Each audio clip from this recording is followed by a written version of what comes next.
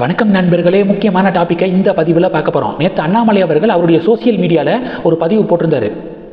கரூர் ஸ்டாம்பேடு குறித்து புதிய தலைமுறை சேனல் திமுக அரசாங்கம் செய்த தவறுகள் என்னென்ன அப்படிங்கிறத சுட்டி காமிச்சிருக்காங்க. அதன் காரணமாகவே அரசு கேபிளில் இருந்து புதிய தலைமுறை சேனலை முடக்கி இருக்கு டிஎன் கவர்மெண்ட்டு. திமுகவுடைய ஊதுகுழலாக தமிழக மீடியாக்கள் இருக்கணும் அப்படின்னு ஸ்டாலின் விரும்புகிறாரு. அதுக்கு தான் நீங்களே நிறைய மீடியாக்கள் வச்சு நடத்துறீங்களே, அதுங்களை உங்களுடைய ஊதுகுழலாக வச்சுக்கோங்க. ஆனால் தவறுகளை சுட்டி காட்டக்கூடிய தமிழக மீடியாக்கள் மீது, நடுநிலையான மீடியாக்கள் மீது ஏன் ஆக்ஷன் எடுக்கிறீங்க? அரசு கேபிளில் இருந்து எதுக்காக முடக்குனீங்க அப்படின்னு அண்ணாமலை நேற்று ஒரு அறிக்கையை வெளியிட்டிருந்தார். இந்த அறிக்கைக்கு பிறகு பல டிபேட்ஸ் நடந்திருக்கு. அதில் ஃபஸ்ட்டு டிபேட் என்ன தெரியுமா? இதே புதிய தலைமுறை அதிமுக ஆட்சியில் இருந்த போதும் அரசு கேபிளில் இருந்து நிறையா நம்பர்ஸ் மாற்றப்பட்டிருக்கு. 100 சொச்சம் நம்பரில் இருந்த புதிய தலைமுறை அதிமுக அரசாங்கத்தை விமர்சித்ததன் காரணமாக 400 சொச்சம் நம்பருக்கு மாற்றப்பட்டிருக்கு அப்படின்னு புதிய தலைமுறையை கிளைம் பண்ணியிருக்காங்க. புதிய தலைமுறை சொல்லியிருக்காங்க, இது மாதிரி மாற்றிட்டாங்க. கரெக்டாக சொல்லணும்னா 124வது பிளேஸில் இருந்த புதிய தலைமுறை 499வது பிளேஸுக்கு மாற்றப்பட்டுள்ளது. தமிழ் மொழி சேனல் வரிசையில் இல்லாமல் பிற மொழி சேனல் வரிசையில் இப்போ புதிய தலைமுறை இருக்குது. தமிழக அரசாங்கம் இப்படி பண்ணிட்டாங்க அப்படின்னு புதிய தலைமுறை கிளைம் பண்ணாங்க அதிமுக ஆட்சியில். ஆனால் இப்போது அரசு கேபிளில் இருந்து புதிய தலைமுறை முடக்கப்பட்டிருக்கு. அவங்களே அதனை கண்டித்து ஒரு பதிவு கூட இப்போ வரைக்கும் போடலை. ஒரு பதிவு கூட போடலை. இது மாதிரி எங்களுடைய சேனலை முடக்கிட்டாங்க, இதுதான் ஜனநாயகமா, இதுதான் கருத்துரிமையா, ஃப்ரீடம் ஆஃப் எக்ஸ்பிரஷனா அப்படின்னு சொல்லிட்டு புதிய தலைமுறையே ஒரு கேள்வி கேட்கல கவர்மெண்ட்டுக்கு எதிராக. அவ்வளவு பயமா அப்படின்னு சொல்லிட்டு இப்போது எதிர்கட்சிகள் கொந்தளிக்கிறாங்க. ஒன்று. அடுத்த இன்னொரு ரெண்டாவது டிபேட் என்ன தெரியுமா? எதிர்கட்சி தலைவராக இருந்த ஸ்டாலின் அவர்கள் புதிய தலைமுறை சேனலே 499வது நம்பருக்கு மாற்றப்பட்டுச்சுல அதிமுக பீரியடில்.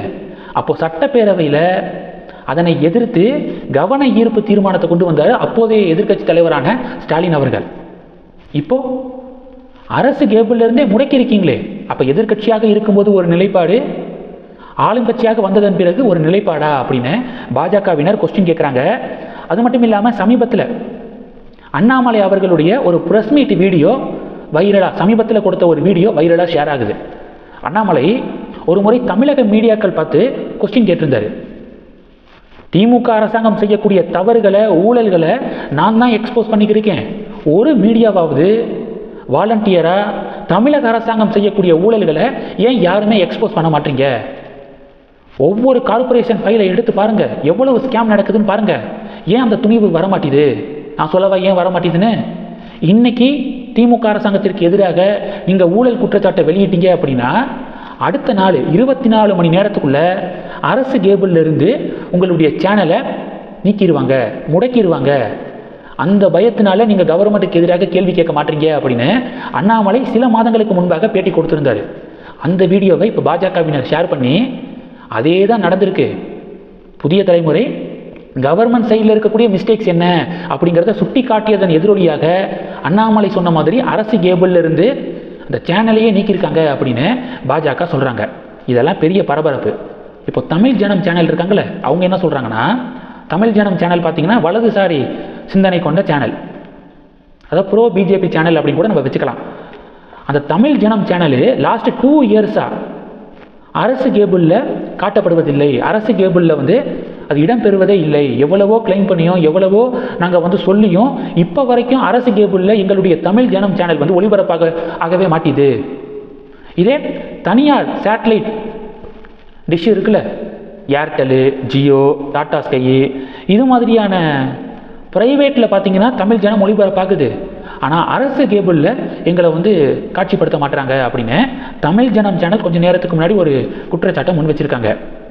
ஆக மொத்தம் இப்போ இந்த விவகாரம் பெரும் பரபரப்பை ஏற்படுத்தியிருக்கு. இந்த டாபிக்ஸை பற்றி உங்களுடைய பார்வைகளை மறக்காமல் கமெண்ட் பண்ணுங்கள். தொடர்ந்து கணக்கில் இருக்க அடுத்தடுத்து நிறையா பதிவுகளை பார்க்க போகிறோம். நம்ம சேனலுக்கு சப்போர்ட் பண்ணணும் அப்படின்னு ஆசைப்பட்டீங்கன்னா நான் பேசக்கூடிய வீடியோக்கு கீழே நன்றி அப்படிங்கிற ஆப்ஷன் இருக்குது. அதை கிளிக் பண்ணி உங்களால் முடிந்த தொகையை சேனல் வளர்ச்சிக்காக கொடுத்து உதவி செய்யலாம். இல்லை ஜாயின் பட்டனை கிளிக் பண்ணி நம்ம சேனலுக்கு மெம்பராக ஆகலாம். நன்றி. ஜெய் ஹிந்த்.